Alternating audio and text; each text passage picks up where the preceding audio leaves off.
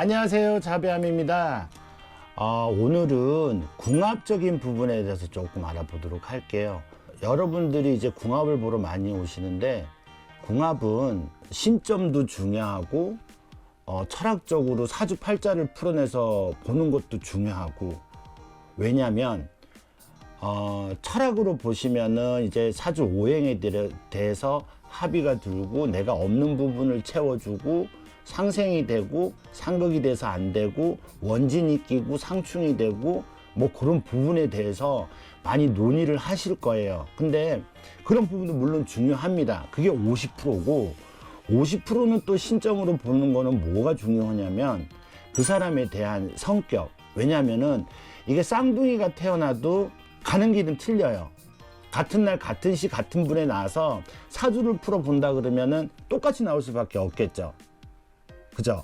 근데 그 애들이 태어나서 어떻게 가는 방향에 따라서 또 분반이 되고 어떤 친구들을 만나고, 물론 같은 부모님 밑에서 같은 문화적인 생활을 겪으면서 큰다고 하더라도 또 대학을 가면서 또 사회에 어떤 사람을 만나느냐에 따라서 인성적인 부분이라든지 그런 게 팔로가 많이 바뀌어요.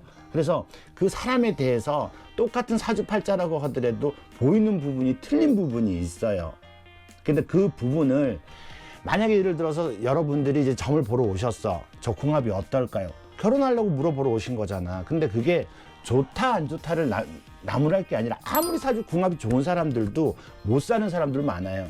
옛말에 그런 말이 있잖아요. 평안감사도 자기가 싫으면 그 자리가 싫다고.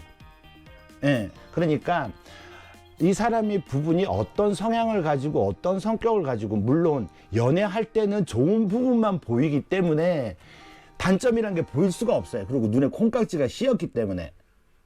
근데 사주를 이제 대충 풀고 그 다음에 신점인적인 부분을 이제 통달해서 보면은 이 사람이 이럴 거고 그리고 결혼은 현실이잖아요. 연애할 때랑은 또 틀린 부분이 많거든. 이제 그런 부분을 의논공론해서 이 사람이 언제 시기가 안 좋고 또 이 사람 성격은 이러니까 이런 부분하고 너하고 맞출 수 있겠느냐. 그리고 이 사람이 이럴 때는 이렇게 대처를 하고, 그러니까 그런 부분을 잘 의논공론을 해서 풀어가신다면 괜찮을 것 같아요. 왜냐하면 점을 보러 오시는 것도 점 봐가지고 그 집 인생사가 다 풀리는 건 없어요. 이렇고 해서 이렇게 풀어갈 수 있는 방안을 제시를 하는 거지. 그리고 구수라는 거는 이제 신령님의 이제 몸주를 실어서 이렇게 도와주마, 살려주마.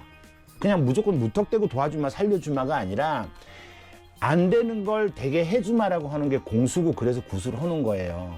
잠깐 약간 말이 샜는데, 일단은 궁합적인 부분은 내가 모자란 부분을 채울 수 있는 상대방의 난군이 됐던 와이프가 됐던 그 자리에 그 사람이 나한테 보필을 해줄 수 있는지, 그리고 그 사람 성격이 이럴 때는 조금 조심해서 뒤로 한 발짝 물러나라. 왜냐하면 손바닥이 마주쳐야 싸움이 날 거 아니에요. 하지만 한쪽이 오를 때 한쪽이 내려주고 또 한쪽이 오를 때 한쪽이 내려주면 그 궁합은 또 맞는 거거든. 제가 볼 때는 살아가는 방법을 만들어가는 것 같아요.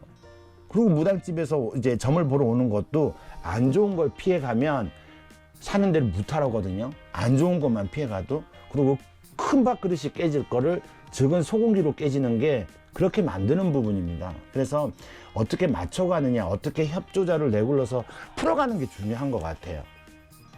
그래서 궁합은 여러분들이 뭐 신중해서 제가 하지 말한다고 안 할 것도 아니고 하란다고 해서 할 것도 아니거든요. 그러니까 여러분들이 신중하게 그런 점을 조금 참고를 하시고 이런 무당집이라든지 선생님들을 찾아 배웠으면 좋겠어요. 감사합니다.